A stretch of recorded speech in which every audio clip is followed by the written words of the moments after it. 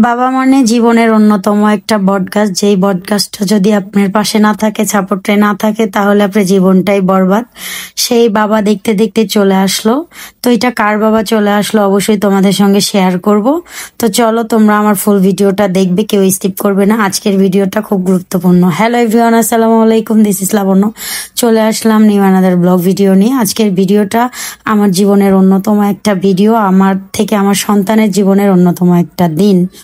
তো যাই হোক, অনেকেই কিন্তু আপনারা জানেন যে আমি দুই সন্তানের জননী এবং আমি অনাগত সন্তানের বাবার সাথে সংসারে নেই। অবশ্য আমি অন্যখানে আমার বিয়ে হয়েছে বা আমি বিয়ে করেছি কোনো ব্যক্তিত্ব থেকেই বা কোনো না কোনো ঝামেলা থেকেই, সেটা অনেকেই জানেন। আর এর পিছনে কি ঘটেছিল, যারা আমার পুরাতন ফলোয়ার্স আছো তারা কিন্তু অনেকেই জানো। তো দেখতে দেখতেই কিন্তু তার বাবা বাংলাদেশে চলে আসলো। 6 তারিখে তার ফ্লাইট ছিল, সে 7 তারিখে বাংলাদেশে ল্যান্ড করেছে। আমরা উত্তর সেক্টরের মধ্য দিয়ে আমি আমার মেয়েকে রিস্কায় নিয়ে চলে গেলাম এয়ারপোর্টের দিকে। আর সেই সাথে কিন্তু আমার ছেলেও আছে, ছেলে আছে হচ্ছে আমার দুলাভাই এবং আমার অনাগত হাজবেন্ডের সঙ্গে। সেও কিন্তু আমার দুই সন্তানকে অনেক বেশি ভালোবাসে। যাই হোক, সেটা নাই আর এখন বলি, সেটা কিন্তু আপনারা দেখেন। আর বরাবরই একটা কথা বলি যে আমি কিন্তু আমার সন্তানদেরকে আমি আমার অন ক্যামেরাতে নিয়ে আসি না, কারণ আমার লাইফটা যেমনই হোক না কেন, আমি চাই না আমার সন্তানের লাইফটা কোনোভাবে নষ্ট হয়ে যাক।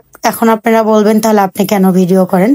আসলে আমি তো আমার জীবনটা শেষ করেই দিয়েছি, সেই জন্য আমি আর এগুলো নিয়ে চিন্তা করি না। কিন্তু আমি চাই আমার সন্তানেরা ভালো পর্যায়ে থাকুক, ভালো পর্যায়ে যাক। অনেক মাই কিন্তু চায় তার সন্তান ভালো থাকুক। সো দুনিয়ার সব মাই চাই, সেরকম আমিও চাই, কেউ কিছু মনে করবেন না। আর উত্তর সেক্টর দেখতে কিন্তু অনেক সুন্দর, কি বলে বুঝাবো আপনাদেরকে, বলে বোঝাতে পারছি না। আর আমি কিন্তু অনেকটাই অসুস্থ, তোমরা সবাই জানো। আসলে জীবনটা এমন পর্যায়ে এসে দাঁড়াইছে যে যত সুস্থই থাকি, যত মন মানসিকতায় খারাপ থাক, তবুও ক্যামেরাতে এসে হাসতে হয়। আমরা যারা ভিডিও করি অলওয়েজ সবাই এটা জানি, যত দুঃখ কষ্ট আমাদের জীবনে থাকে এটা একটা আমাদের কর্মস্থল। এবং এই ভিডিওটা দিয়ে, এই কন্টেন্ট দিয়ে কিন্তু আমরা মোটামুটি একটা অ্যামাউন্ট পাই, সেটা কিন্তু সবাই জানেন। এই মুহূর্তে অ্যামাউন্ট বন্ধ আছে। তো দেখতে দেখতে কিন্তু আমরা হজরত শাহজালাল এয়ারপোর্টের কাছাকাছি চলে এসেছি। আর আমার ছেলেকে আমার দুলাভাই নিয়ে হাঁটছে, আর আমি আমার মেয়েকে নিয়ে হাঁটছি, আর ক্যামেরার পিছনে আমার হাজবেন্ড আছে।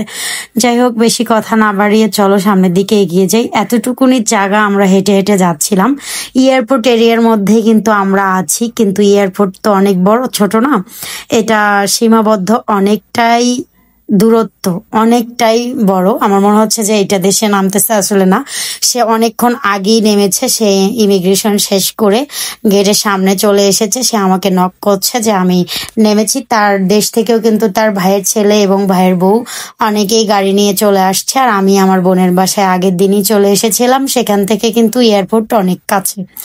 তো যাই হোক, আমরা মানে হাঁটতে হাঁটতে এক পর্যায়ে আমার শাড়ি পুরোটাই মাখা হয়ে যায়, কারণ এখন বর্ষাকাল সবাই জানেন।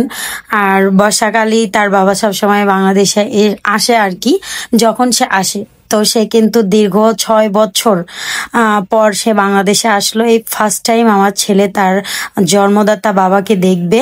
আর আমার মেয়ে দেখেছিল ছোটবেলায়, যখন তার 11 মাস, তখন সে দেখেছিল, তার মনে আছে। কিন্তু আমার ছেলে একদমই তার বাবাকে দেখেনি, জন্মদাতা বাবাকে। তো তাকে আজকে দেখবে। তাদের জীবনে কেমন একটা দিন আপনারা কিন্তু বুঝতেই পারতেছেন।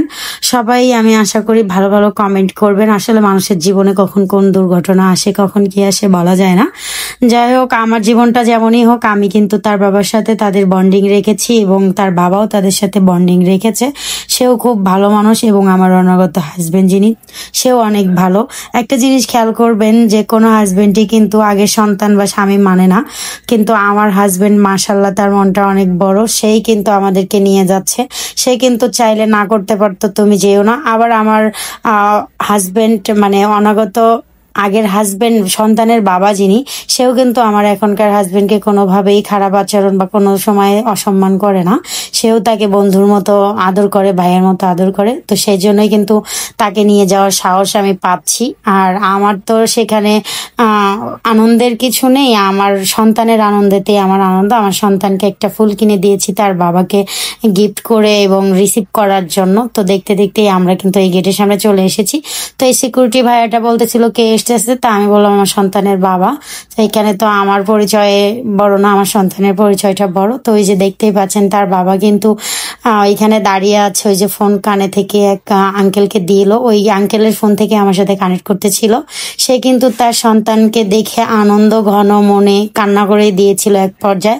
আমার ছেলে কিন্তু তার বাবাকে প্রথম দেখলো এবং তার বাবাও আমার ছেলেকে প্রথম দেখলো। কেউ বাজে মন্তব্য করবেন না, আমি সবার কাছে একটাই রিকোয়েস্ট করব। এরকম রহ আছে এই দুনিয়াতে, শুধু আমিই না। তো তার বাবা বলতেছিল তুমি এটা কি পরিয়ে দিয়েছো, আমার মেয়ে ঘেমে গিয়েছে। মেয়েও একটু মানে তার বাবাকে পেয়ে আরো মানে ছোট হয়ে গেছে আর কি। ওই যে তার ভাইয়ের ছেলেও কিন্তু সামনের দিকে দাঁড়িয়ে আছে, মানে গাড়ি নিয়ে চলেই আসছে। ওদের আগে আমরা রিসিভ করেছি, আমরা যেহেতু কাছাকাছি ছিলাম। যাই হোক, এখন তারা বাবার সঙ্গে চলে যাবে। তো একবারের মতো চলে যাবে না, তারা বেড়াতে যাচ্ছে তার বাবার সঙ্গে। আমি যাচ্ছি না, কারণ আমার সাথে যেহেতু তার ওই সম্পর্কটা নেই।